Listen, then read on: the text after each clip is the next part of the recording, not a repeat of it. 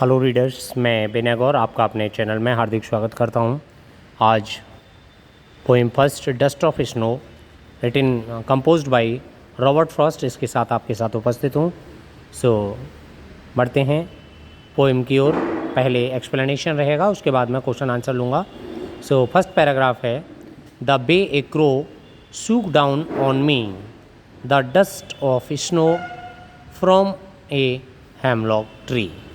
The explanation of the stranger is, the poet remembers a small incident that changed his mood once. Poet को एक small incident याद आता है, एक घटना याद आती है जिसने कि उसका मन परिवर्तित कर दिया। Once the poet was in a depressed mood and was hopeless. एक बार जो पोइट था वह बहुत ही दुखी मन में था और होपलेस था। He was standing under a hemlock tree. Suddenly a crow swooped down the tree and some powdery dust from the tree fell on the poet and it changed his mood. एक बार जब वह कहीं जा रहा था, दुखी मन से एक पेड़ के नीचे खड़ा था, अचानक से वहाँ पर एक क्रो आता है और उस पेड़ पर जो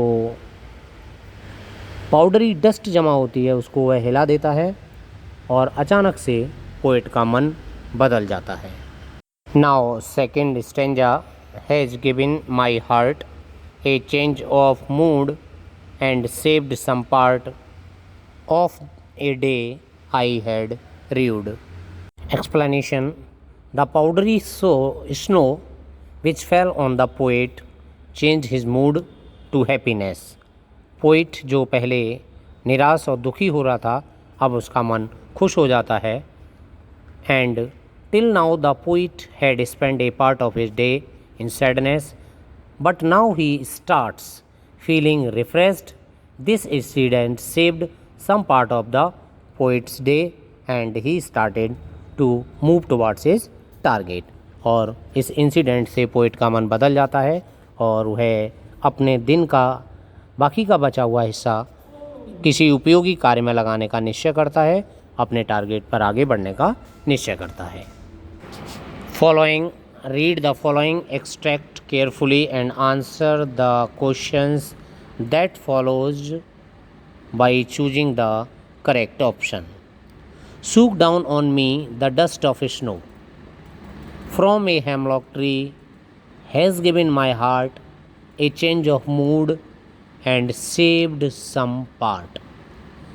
So question number 1 है, what does the hemlock symbolize? hemlock क्या symbolize करता है?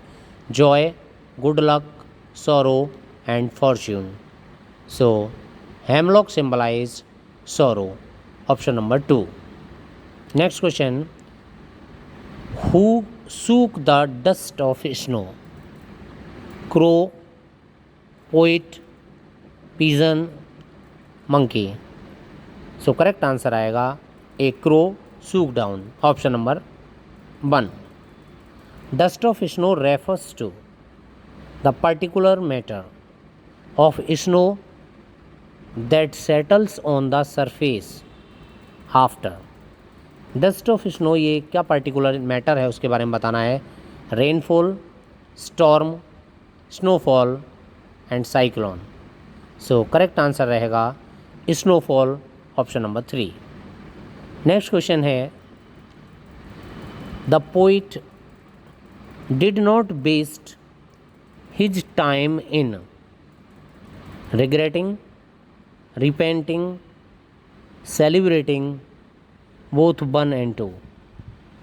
करेक्ट ऑप्शन रहेगा बोथ 1 and 2 क्योंकि ये दोनों सिमिलियर हैं। रिग्रेटिंग एंड रिपेंटिंग मीन्स पछतावा करना। सो ये दोनों करेक्ट आंसर हैं, ऑप्शन नंबर 4।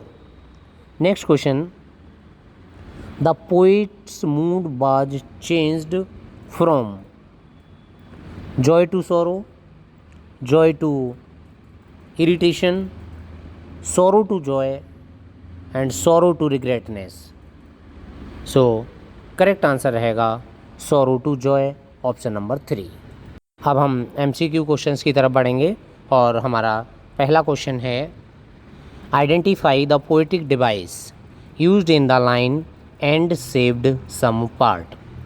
ऑप्शंस हैं alliteration, metaphor, oxymoron and simile. So correct answer है alliteration, option number A. What is the rhyming scheme used in the poem dust of snow? इसकी rhyming scheme क्या है? B A, C D, A B, C D, A B, C D C and ABBA, CDCD. So the correct answer is option number B, ABCD. How did the dust of snow affect the poet? It made him energetic, it changed its mood, it make him surprised, none of these. So correct answer रहेगा it makes change his mood, option number B. What does dust of snow represent? Healing power of nature, particles of snow, bad and good omens, the impact of weather. So correct answer option number A, healing power of nature. Next question, why does the poet call it the dust of snow? Options हैं because the snow particles were too tiny, because it come over him like a dust, because it felt like dust, because it looked like dust. So correct answer रहेगा because it felt like dust, option number 3. So readers, यहाँ पर ये chapter मैं अब समाप्त करूँगा। जल्द ही आपके साथ दूसरी पोएम के एक्सप्लेनेशन और MCQ क्वेश्चंस को लेकर पुनः उपस्थित होऊंगा। So thank you, have a nice day.